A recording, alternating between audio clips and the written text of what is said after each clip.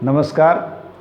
आज अपन 10वीं क्लास सामाजिक के एक नए बिंदु को करते हैं, एग्ज़ाम की दृष्टि से महत्वपूर्ण। छत्रपति शिवाजी 1627 से 1680। हमने इसके जीवन काल को अलग अलग पार्ट में डिवाइड किया है, जैसे प्रारंभिक जीवन, राज्य विस्तार, मुख्य संघर्ष। मैंने इनके द्वारा होने वाले या उनके साथ होने वाले संघर्षों को मुख्य संघर्षों के नाम से दर्ज किया है, और यहाँ पुरंदर की संधि और उसके बाद की स्थिति का जिक्र करेंगे। ठीक है, तो देखिए आप इसका स्क्रीनशॉट लेकर इसको आसानी से याद कर सकते हैं। तो आप इसका स्क्रीनशॉट ले सकते हैं, फिर मैं इसको आपके शुरू करूँ। चलिए शुरू करते हैं। प्रारंभिक जीवन। देखिए शिवाजी है, उनका जन्म 20 अप्रैल 1627 को शिवनेर महाराष्ट्र में हुआ था। इनके पिताजी थे साहजी भोसले और माता थी जीजाबाई। देखिए जीजाबाई साहजी भोसले की पहली पत्नी थी, लेकिन जो साहजी भोसले थे वो बीजापुर के शासक एक सामंत थे, और वहीं रहते हुए उन्होंने तुकाबाई मोहिते नामक एक दूसरी महिला से शादी कर रखी थी। इसलिए जीजाबाई और शिवाजी उनसे अलग रहा करते थे, साहजी भोसले अलग रहा करते थे। इसलिए इनके ऊपर अपने पिता का कम प्रभाव था, लेकिन माता जीजाबाई का ज़्यादा प्रभाव था। इनके अलावा इनके संरक्षक थे दादा कोंडदेव, जिन्होंने इनको सेना, शासन आदि के बारे में, मातृभूमि की रक्षा के बारे में शिक्षित किया। अन्य आध्यात्मिक रूप से इनके गुरु थे समर्थ गुरु रामदास। तो इस प्रकार माता जीजाबाई, दादा कोंडदेव और समस्त गुरु रामदास, इनका इनके जीवन पर काफ़ी प्रभाव रहा है। ठीक है, अब हम देखते हैं कि शिवाजी का राज्य किस प्रकार बढ़ा, कैसे उनको राज्य मिला, क्या उन्होंने विस्तार किए। देखिए शिवाजी जब 12 साल की उम्र के थे, तभी उनके पिता से उनको पूना की जागीर वो प्राप्त हो गई, लेकिन अब उनका एक विस्तार है वो शुरू हो गया, और उन्होंने मात्र 19 वर्ष की आयु में 1646 के अंदर तोरण के दुर्ग पर अधिकार कर लिया। तो शिवाजी के द्वारा तोरण दुर्ग पर अधिकार करना उनकी पहली जीत थी, या उनके द्वारा अधिकार किया गया पहला क्षेत्र क्या था? तोरण दुर्ग।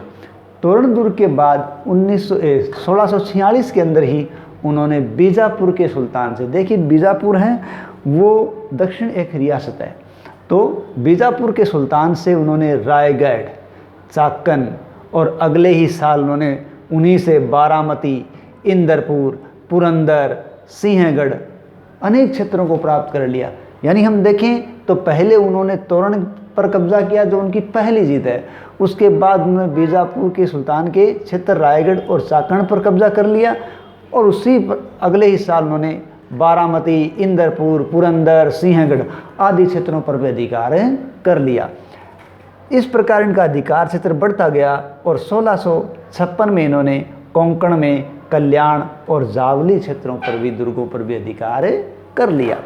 1656 में इन्होंने रायगढ़ को ही अपनी राजधानी बना लिया। ये महाराष्ट्र का एक क्षेत्र है। अब हम इनके मुख्य संघर्षों की बात करते हैं। देखिए शिवाजी के द्वारा जब इस प्रकार जो क्षेत्र वो लगातार बढ़ते जा रहे थे, और उनका साम्राज्य विस्तार वो लगातार होता जा रहा था, इन परिस्थितियों से बीजापुर के शासक की नींद उड़ गई थी, और वो इनको या शिवाजी को नियंत्रित करना चाहते थे। उन्होंने नियंत्रित करने के लिए अपने सेनापति अफजल खां को भेजा। देखिए यहाँ अफजल खां के बारे में थोड़ी खास बातें आपको बताऊं। अफजल खां एक 6 फुट लंबा चौड़ा व्यक्ति, वो एक पठान था, बहुत ही हट्टा कट्टा था। शिवाजी उसके सामने बौने और कमज़ोर साबित हो सकते थे। तो अफजल खां ने क्या किया, शिवाजी के साथ समझौता किया कि हम दोनों अकेले मिलेंगे और बिना हथियारों के मिलेंगे। मुलाकात का टाइम और जगह फिक्स हो गई, और अफजल खां ने जब शिवाजी से मिले तो उस वक्त दोनों गले मिले, और अफजल खां ने शिवाजी को अपनी बाहों में दबाकर मारने का प्रयास किया, लेकिन शिवाजी पहले से ही सचेत थे। उन्होंने अपनी जेब के अंदर बदनखे डाल रखे थे। बदनखे अंगुलियों में पहने जाने वाले धारदार हथियार होते हैं। तो जो ही शिवाजी ने उनको दबाने का प्रयास किया, अफजल खान ने शिवाजी को दबाने का प्रयास किया। शिवाजी ने अपनी जेब से बंदूकें पहनकर हाथ निकाले और अफजल खान के पेट में बंदूकों को घुसेड़ दिया। इस प्रकार उसका पेट चीरकर शिवाजी ने अपनी जान बचाई और विश्वासघात कर रहे अफजल खान का वध कर दिया।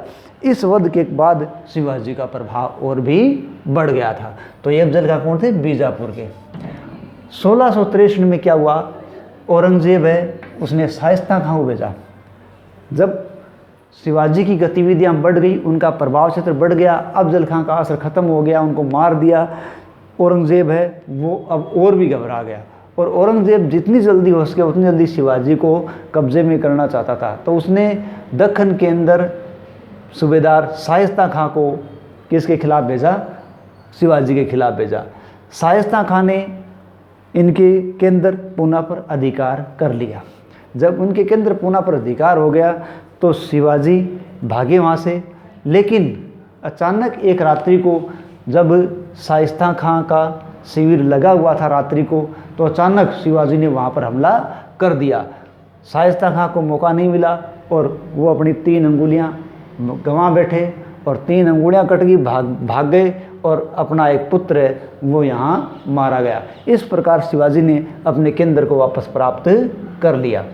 यहाँ शिवाजी का प्रभाव और भी बढ़ गया। अगले साल 1664 में उन्होंने सूरत शहर को लूटा। सूरत है वो मुगलों के अधीन एक प्रभावशाली क्षेत्र था और शिवाजी ने उसको लूटा। शिवाजी ने सूरत को और दोबारा भी लूटा था। ये उनकी सूरत की पहली लूट है 1664 की। अब औरंगजेब ने शिवाजी को नियंत्रित करने के लिए जो व्यक्ति चुना वो थे आमेर के शासक मिर्ज़ा राजा जय सिंह।